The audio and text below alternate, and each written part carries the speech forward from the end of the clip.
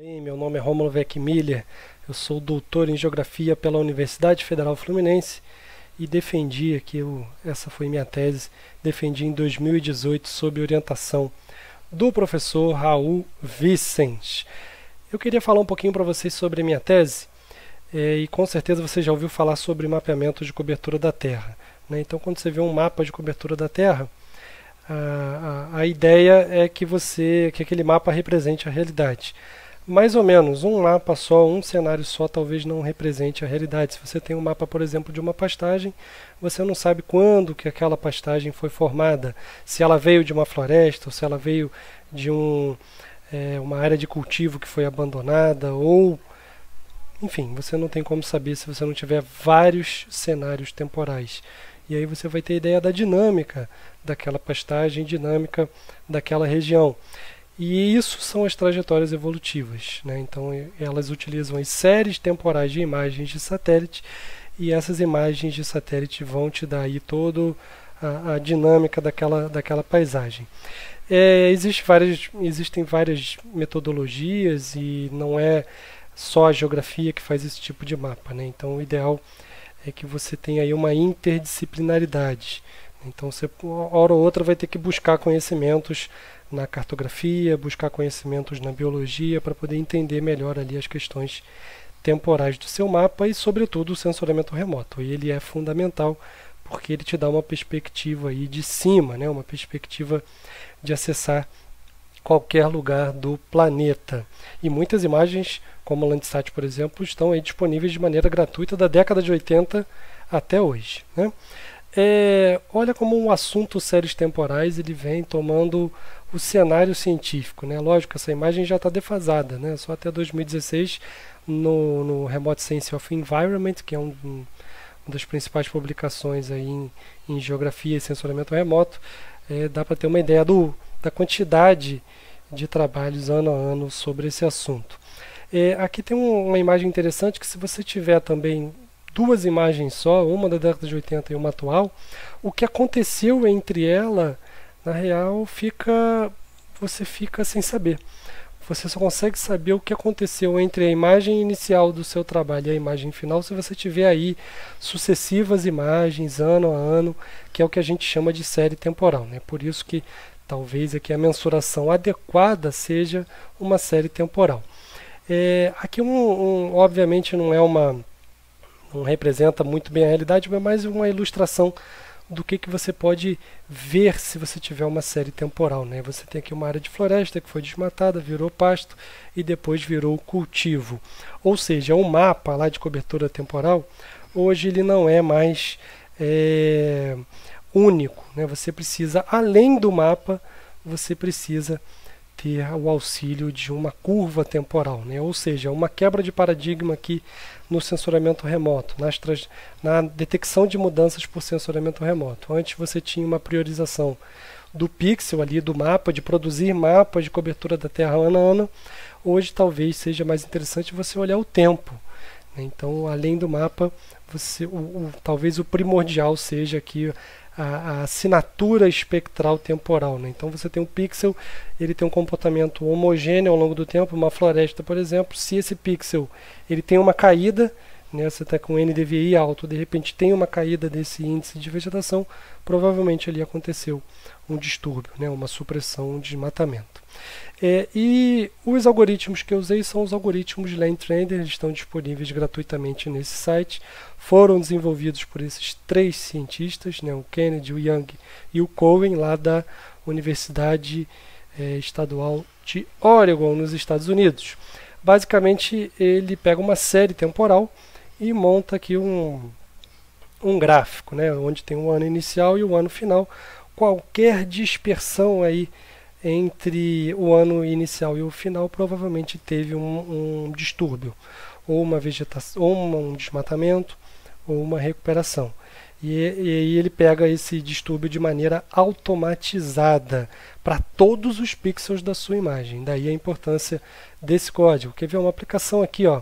Presta atenção, esse desmatamento, que foi um desmatamento relativamente pequeno aqui numa imagem de satélite do estado do Rio de Janeiro, você vê que foi um desmatamento que é muito difícil de você pegar a olho nu. O software foi lá, o algoritmo foi lá e pegou, né? Então aqui você tem as respostas originais e a resposta já segmentada temporalmente pelo algoritmo LangTrender. E esse é um conceito interessante, é o conceito de segmentação temporal. Ele pega aqui um comportamento no gráfico espectral temporal e transforma em segmentos. Aqui no caso ele transformou em um segmento só essa recuperação, e nesse outro caso ele transformou em 2 segmentos. Aqui um comportamento linear, e aqui você teve uma recuperação muito rápida, como vocês podem ver na imagem, é uma recuperação de silvicultura, né, de plantação de eucaliptos. Eu tive o desafio de fazer esse trabalho para o Rio de Janeiro, da década de 80 até hoje. As mudanças, né, tanto de desmatamento das florestas quanto recuperação dessas áreas florestadas são polígonos muito pequenos, então não valia a pena eu botar o meu mapa final. Eu transformei aqui o meu mapa final, fiz uma densidade kernel, né, onde você consegue ter uma ideia aí da aglomeração de pontos de desmatamento, que são esses pontos vermelhos. Estão aqui na região serrana do Rio, sobretudo Teresópolis, na região aqui da Costa Verde, a região aqui do Vale do Café Fluminense, né, que já tem uma área industrial muito forte aqui perto de Volta Redonda, e aqui perto de Vassouras é uma área mais turística. Já as recuperações elas estão bem espalhadas aí, mas um destaque muito grande para a região aqui, principalmente a região dos lagos e a região de Maricá e esse interior aqui, Silva Jardim, Casimiro de Abreu, esse interior aí próximo à região serrana. Mais uma vez aqui, ó, só para ficar bem claro, o município que teve a região que teve a maior quantidade de desmatamentos é a região industrial ali do Médio Paraíba, né, onde você tem Volta Redonda, Resende, etc. Um destaque muito grande também para os desmatamentos na região serrana, né, a região serrana mais industrial, Teresópolis, Petrópolis e Nova Friburgo, e a região serrana mais do interior, ali Sapucaia, Sumidouro, etc. E a única região do Rio que da década de 80 até 2016, né, que foi o período que eu trabalhei, a única região que teve mais recuperações foi a região turística dos Lagos. Top 5 aí, uma curiosidade interessante, o município de Rio Claro, né, o município de Rio Claro, para quem não sabe, fica mais ou menos aqui, ó, nessa região 2, né? Ele foi o primeiro lugar aí em desmatamentos no Rio de Janeiro nos últimos 32 anos de análise, né, 84 e 2016, enquanto que o município que mais teve recuperações florestais de longe aí foi o município de Silva Jardim, né, ali da nossa região 7 aqui, que pertence à região turística dos Lagos. Então, se você é de Silva Jardim, parabéns, você pode levantar o troféu de recuperações florestais aí do Rio de Janeiro das últimas décadas. O LangTrender ele me dá um dado muito interessante também, que ele não me dá só onde aconteceram, ele me dá quando esse desmatamento começou, quando que essa recuperação começou, ele me dá a magnitude, o tempo que durou, uma série de dados, e isso tudo de maneira automatizada, né? Isso que é o mais impressionante. E eu peguei aqui só o início, o ano inicial de cada desmatamento. Você vê que a maioria dos desmatamentos no Rio de Janeiro é da década de 80, né, são desmatamentos antigos, enquanto que as recuperações, além de um pico na década de 80, temos aqui um pico em 2011. O que pode ter acontecido? Esse desmatamento na década de 80 provavelmente está associado à ausência de legislações ambientais, né? Se você pegar aí planos diretores, criação de APAs e tal, vem tudo depois da Constituição de 88, e elas começam a aparecer aqui na década de 90. E essas recuperações aqui, a maioria delas estão associadas, infelizmente, à silvicultura, né? Essa é uma grande dificuldade aí do LangTrender. Ele, assim como todos os mapeamentos em sensoriamento remoto, distinguir aí, usando o Landsat, você distinguir o eucalipto da floresta ombrófila.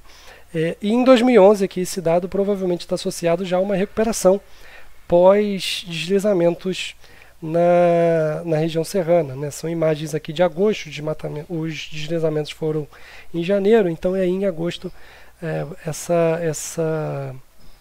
essas imagens possivelmente já começaram a pegar uma recuperação dessa vegetação.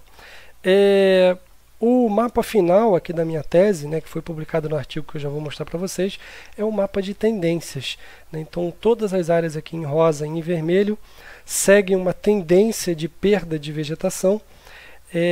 As áreas em cinza seguem uma estabilidade, né? O número de recuperação e de desmatamento de florestas foi bem parecido. Obviamente, não posso deixar enganar, a gente não pode deixar se enganar, né? Essa região aqui depois da região dos lagos, né? O norte e o noroeste fluminense aqui tem uma grande quantidade de restingas, e o Land Render ele só pega florestas, então estabilidade mais ou menos, né? Porque afinal de contas a degradação da vegetação aqui nessa área não é em cima de florestas, é em cima de restingas, mas isso o Land Render não consegue pegar porque ele foi feito estritamente para florestas. E aqui a área em verde, uma tendência de recuperação, por incrível que pareça, mesmo sob toda aí a influência da indústria da imobiliária, né, etc., nessa região dos lagos, ela conseguiu se recuperar. Perspectivas.